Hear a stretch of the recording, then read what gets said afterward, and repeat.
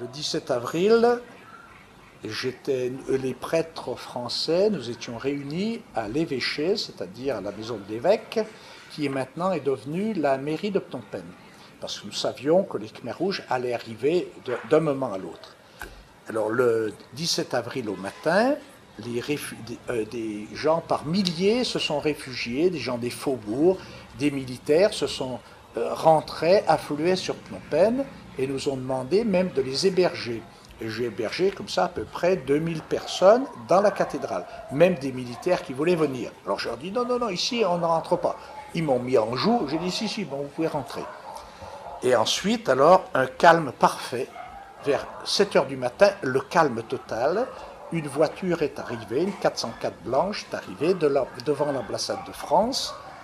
Et on a vu des gens en noir descendre, aller discuter avec l'ambassade de France. On a dit, ben, ça va très bien, si les Khmers rouges discutent avec la France, on aura peut-être la vie sauve.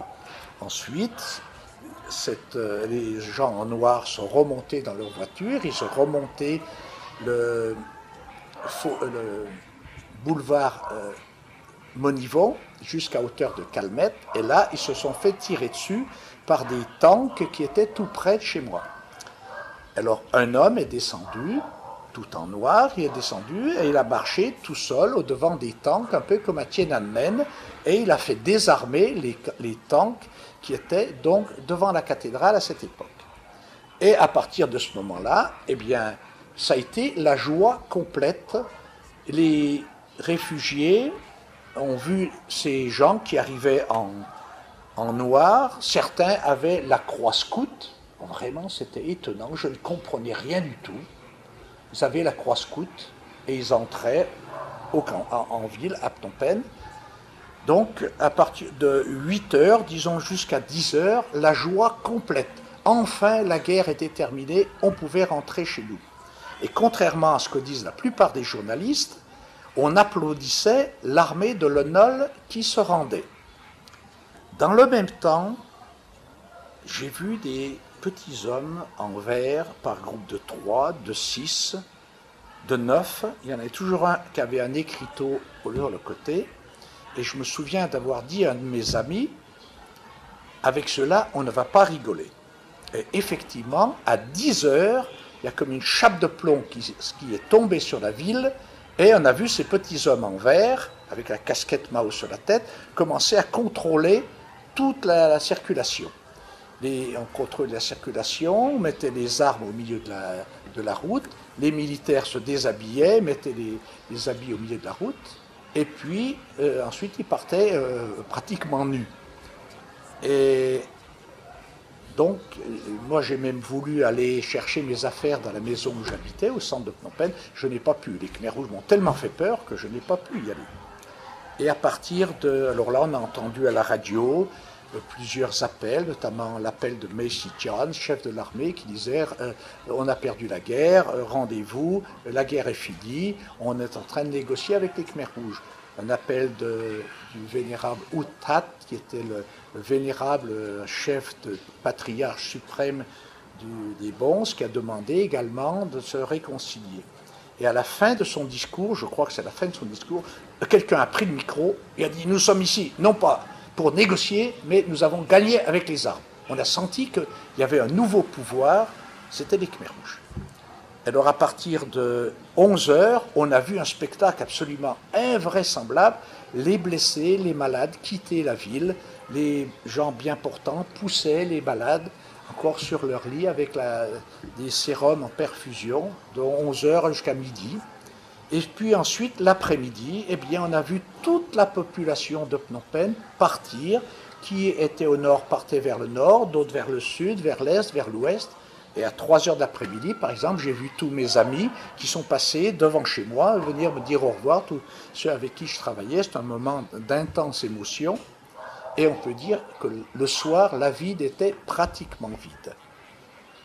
Je ne peux pas dire que j'ai vu de violence physique. Je n'ai jamais vu de cadavre. Je n'ai pas vu un Khmer rouge tirer sur la foule ou tuer quelqu'un. Mais c'est une violence froide. Je ne dis pas qu'il n'y a pas eu de mort, mais moi, je n'en ai pas vu. C'était une violence froide. Les Khmers rouges nous faisaient peur simplement en nous regardant dans les yeux. Ils nous donnaient la chair de poule. J'ai donc fait la guerre d'Algérie comme parachutiste, donc je sais ce que c'est que la guerre, je n'avais pas peur.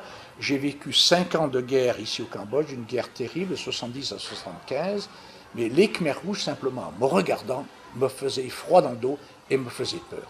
Donc c'est cette violence froide qui était plus grave que tout. Alors souvent, on avait des Khmers rouges qui venaient, qui nous disaient « il faut partir, partez vite, les Américains vont bombarder la ville ». J'ai dit à l'un d'entre eux, peu importe, moi je veux mourir au Cambodge, pas de problème. Ah donc vous en prenez la responsabilité? J'ai dit oui, il n'y a pas de problème. D'autres par contre venaient, puis nous disaient non, non, restez ici, les étrangers vous restez ici.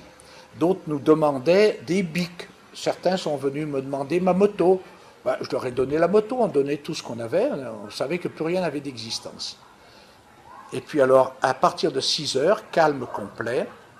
Et là, on a vu un groupe de Khmers rouges qui est venu s'installer dans l'évêché.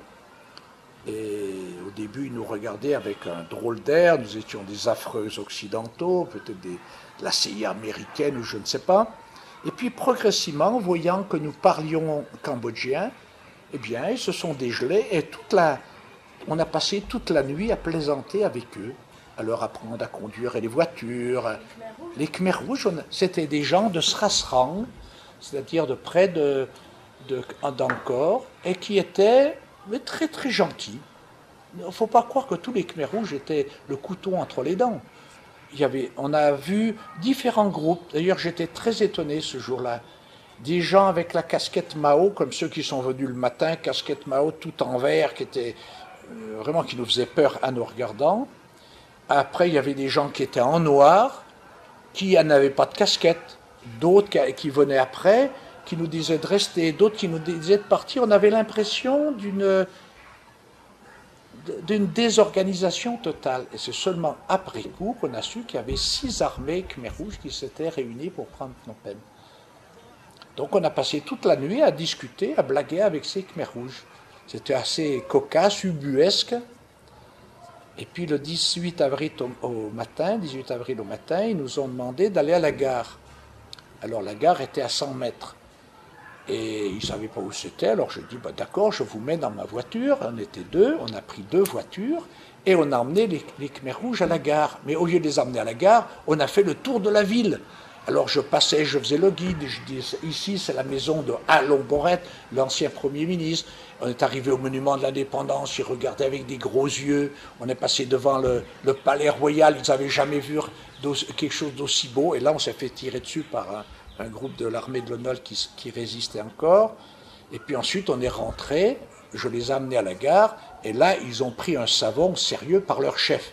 Et moi, alors là, je suis parti tout de suite et j'ai regagné l'ambassade de France où je suis resté jusqu'au 7 mai. Et je suis le dernier à avoir quitté l'ambassade de France.